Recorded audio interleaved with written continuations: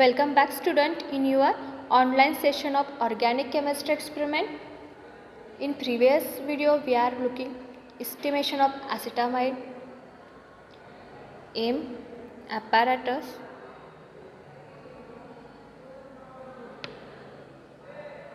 chemicals and procedure, back titration procedure and blank titration procedure. Now we are discussing observation for both for back titration and also for blank titration. First आपण पाहणार आहोत observation for back titration in burette 0.1 normal HCl solution. आपण 0.1 normal HCl solution ब्युरेटमध्ये fill केलेलं आहे. In conical flask 25 ml diluted solution KOH plus amide. जे conical फ्लास्कमधलं solution आहे ते मिक्सचर आहे आपलं KOH आणि अमाइड सोल्युशनचं. Indicator phenolphthalein, end point pink to colourless. Observation table for back titration. तर आपल्याला ऑब्झर्वेशन टेबल दिसतो आहे. ऑब्झर्वेशन टेबलमध्ये 3 कॉलम आहेत. फर्स्ट वन आहे तो ऑब्झर्वेशनचा आहे. त्यामध्ये आपल्याला final level, initial level and difference आहे. सेकंड कॉलममध्ये ब्युरेट रीडिंग इन ml और सेंटीमीटर क्यूब आहे. 3 रीडिंग आपण घेणार आहोत, त्यामुळे इथं 3 कॉलम आहेत.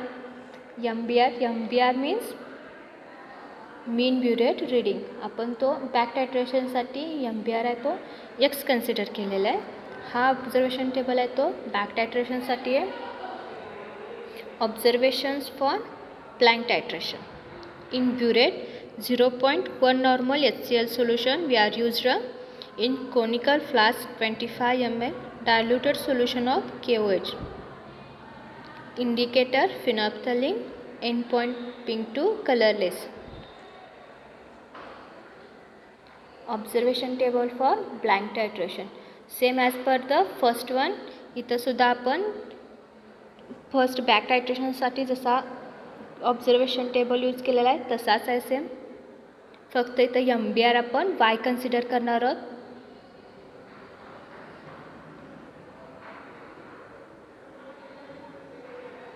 Reaction CH3CONH2 plus KOH gives CH3COOK plus NH3.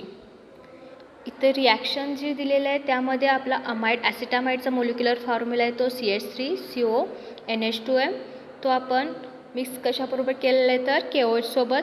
तिथं त्यांची रिॲक्शन झाली आहे. त्या रिॲक्शनमध्ये जो NH2 ग्रुप आहे हा KOHच्या H सोबत रिॲक्ट झाला आणि तो NH2 प्लस NH3 हा अमोनिया इथं इव्हॉल्व झालेला आहे. जे आपण कोनिकल फ्लास्कमध्ये सोल्युशन घेतलं होतं अमाइड आणि KOHचं त्यामध्ये ही रिॲक्शन झालेली आहे. अमोनिया इथं इव्हॉल्व होतो आहे आणि उरलेला जो CH3CO प्लस पॉझिटिव्ह चार्ज आहे तो KO सोबत रिॲक्ट होणार आहे आणि आपल्याला CH3COOK हा कंपाऊंड भेटणार आहे इथं. त्यानंतर जो उरलेला किंवा अनरिॲक्टेड रिमेनिंग KOH आहे तो HCl सोबत रिॲक्ट होतो. KOH unreacted plus HCl gives KCl plus H2.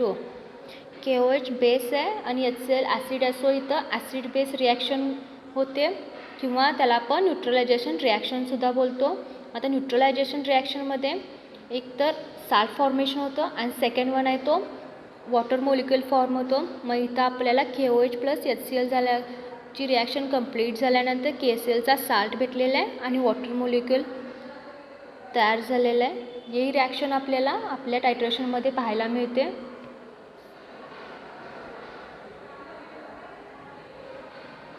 Now calculations.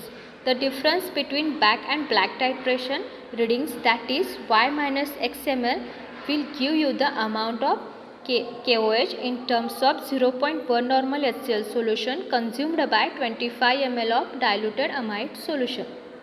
इथं काय केलेलं आहे, जो आपल्याला KOHचा अमाऊंट काढायचा आहे Y मायनस X म्हणजे मीन ब्युरेट रीडिंग जे आपण घेतलेले आहेत Y जो आहे तो ब्लँक टायट्रेशनसाठी आपण घेतला होता त्यामधून आपल्याला X MBR फॉर बॅक टायट्रेशन तो आपल्याला त्याचा डिफरन्स घ्यायचा आहे.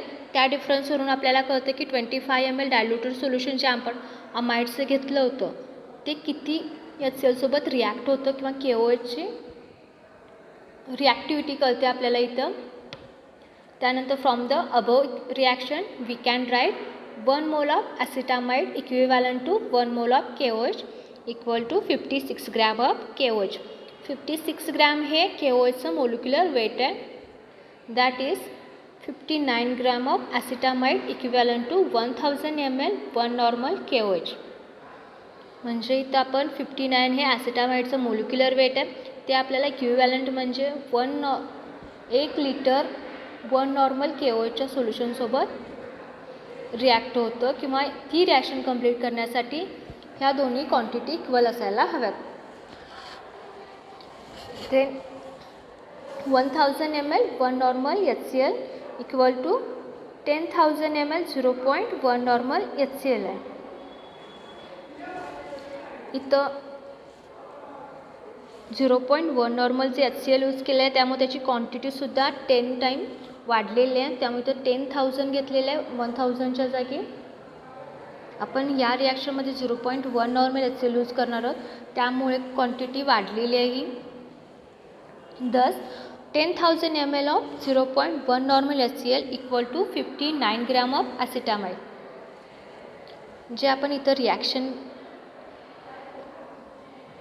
हे रिलेशन घेतलेलं आहे 1 मोल ॲसिटामाइड equivalent to 1 mole of KOH. त्यावरून आपण 59 gram of acetamide equivalent to 10,000 ml of 0.1 normal HCl हे रिलेशन आपल्याला इथं भेटतं.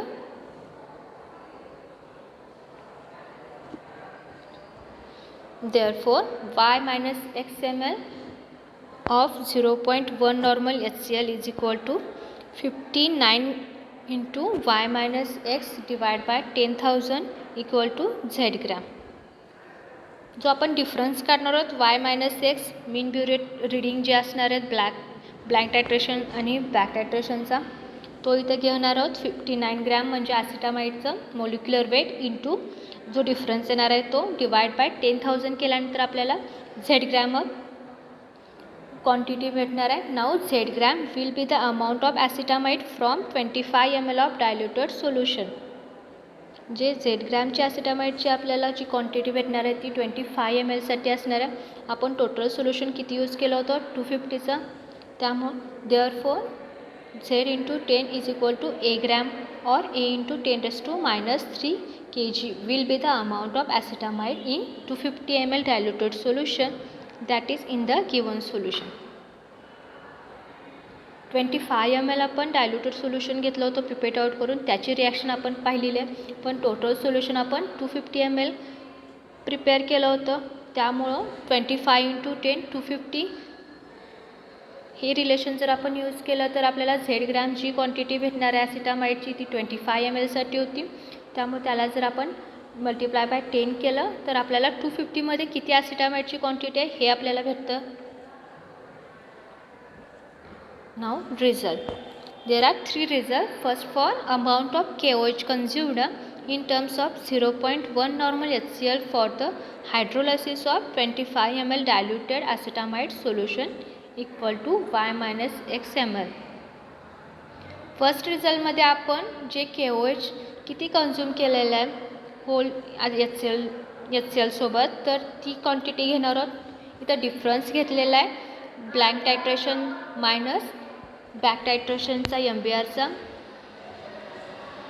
Second is amount of KOH consumed in terms of 0.1 normal HCl for the hydrolysis of acetamide in the given solution is equal to 10 into y minus x ml. इथं 10 multiply केलेलं आहे. For the reason आपण 25 ml only use केलं होतं, पण ते 250 mlच्या container किंवा व्हॉल्युमेट्रिक फ्लास्कमधून आपण पिपेट आउट केलं होतं. सो टोटल अमाऊंट आपली 250 ml असणार आहे.